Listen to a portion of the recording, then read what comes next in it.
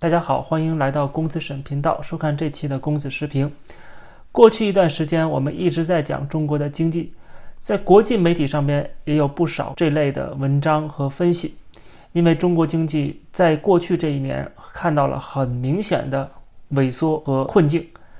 因为之前在疫情的时候，那算是一个特殊情况，对吧？但是疫情之后呢，人们以为有一个反弹，但是这个反弹雷声大雨点小，结果我们看到，实际上过去在疫情之前所积累的问题，在疫情之后已经出现了进一步恶化的迹象。这就为什么疫情之后并没有如期反弹，反而是越来越差，越来越暴露它的弱点。我们可以从最新的《华尔街日报》的一篇文章里边，我们获得一些真实的信息。到底中国经济问题在什么地方？其实我们之前讲了，中国经济的根本性问题就是它现在的经济结构问题。但因为政治体制，它要强调政治稳定，所以不可能有天翻地覆的改变。如果它不能做出结构性的改革，那它必然很多的问题会一直在积累，也就是我之前讲过的积重难返，一步一步走向分崩离析。从以下的几个图表当中就可以看到这个大趋势。首先，中国经济如果要改变它的结构，也就是说不再是以投资来拉动这个经济，而是要通过消费。但是通过消费的话，一个前提条件就是你必须把国家的财富转移到人民身上。当人民自己有闲钱了也就是他的可支配收入高了，同时他在其他的一些福利上面获得了保障，那他愿意消费了，对吧？谁都愿意去消费，去买更好的东西，穿更漂亮的衣服，吃更好的美食，对吧？你只有刺激了消费，你的整个经济才能有活力，你的制造业才能够蓬勃发展，然后同时吸引大量的外资。但是中国现在所有的改革都是所谓供给侧改革，它没有办法改变中国的经济结构。我之前讲过原因，就是当人们有钱了，那当然也需要更多的尊严和权利，那么这个就可能会动摇国本。毕竟它这党国体制所需要的不是有钱有闲的公民，而是可以被割的韭菜。我们看下边这个表格就可以看得出来，中国固定投资的比重在疫情之后是有一个小小的反弹回到了正常值，但是接下来一直在不断的下跌，达到了疫情前的水平，甚至比疫情前还严重。比方说私营制造业和房地产，当然在供电、供气、供水方面是在增长的，那是因为这是国家投入的基础设施，这也是唯一现在能够拉动增长的一个因素。接下来我们可以再看到中国的家庭债务占可支配收入的比例现在已经暴跌到什么程度？消费贷和个人住宅贷款都在不断下跌，甚至跌到了2013年之前的水平。换句话说，大家不愿意去消费了，不愿意去贷款了你不想用自己的信用卡了。华尔街日报的分析是说，中国家庭正在迅速偿还贷款，并且普遍在缩减开支。那这个趋势跟你刺激消费是完全背道而驰的。还有就是到2020年之后的中国房产市场也都是在迅速萎缩当中，中国住宅销售面积不管是总体还是预售都大跌了将近1/3。从2000年入市以来，加入国际贸易组织以来，中国的就业是非常好的，毕竟依靠出口赚得盆满钵满，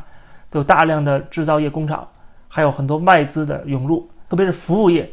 即使在工业下滑的时候，服务业在上涨，这是一个好的迹象。服务业的增长说明这个社会是进入到更现代化的水平，但是我们却看到了工业和服务业全部在过去这几年有一个大的转折，都是开始逐渐下跌了。唯一的一个增长的就是农业，反而在连年的下跌之后有一个小幅增长。习近平最近也在号召大家都去务农去，对吧？上山下乡去，对吧？所以农业又有升高，是不是要回到过去那个时代呢？还有中国的央行人民银行做了一个城镇储户调查的一个结果，这个图表当中显示出60%左右的人倾向于要增加存款，而倾向于增加消费的人只占20%。有意愿买房的人跌到了20%以下，买房的消费是最大的，对吧？增加消费意味着压力更大了。现在的经济这么差，当然增加消费的人口比例是非常少的，但是增加存款的比例却远远超过50%。其实你这图表如果放在美国，反而是个好消息。美国人的债务实在太高了，但是在中国呢？中国可是储蓄率最高的国家之一。你现在不仅说不消费，你还要增加存款，什么意思？你的存款储蓄率高了，存款多了，那么政府只能还是去通过投资来拉动中国的经济，还是回到过去的老路啊，导致债务积累，导致大量的这些投资是浪费的，整个经济结构还像过去一样。另外就是经济衰退，大家不消费了，自然生产受到影响，大量的工厂倒闭，外资撤离。看到这几个图表，其实已经非常清晰地展示了中国现在经济所面对的一个巨大的鸿沟，而且现在还在朝着悬崖飞奔。当然，也有人解释说，中国的经济增长不可能一直是2位数，任何国家都不可能持续的、长期的这种2位数增长，肯定开始减少下来，开始进入到一个相对平稳的增长阶段。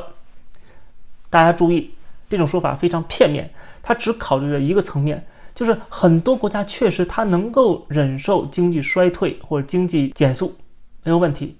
但是像中国这种体制，如果出现经济减速，那就可能会有很大的麻烦了，因为它体制是不一样的。这个国家的体制是依靠这个经济，甚至这个共产党的政权就是依靠经济的不断增长，还有它的就业水平来维持的这样的一个政权合法性。如果没有它了，那会发生什么？其他国家顶多是政府下台，换一个党上来，中国没有党可换，对吧？没有人会下台。那么当这样的一个国家遇到了经济衰退或者经济停滞，那必然就出现了政局的动荡，那这种动荡一定是整个秩序的瓦解。所以说我们不能直接套用其他国家能够容忍，为什么中国不能容忍？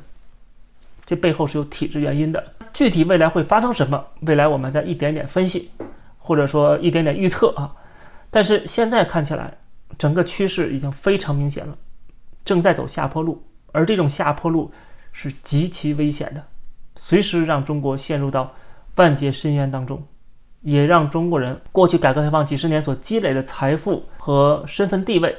都可能在一夜之间化为乌有。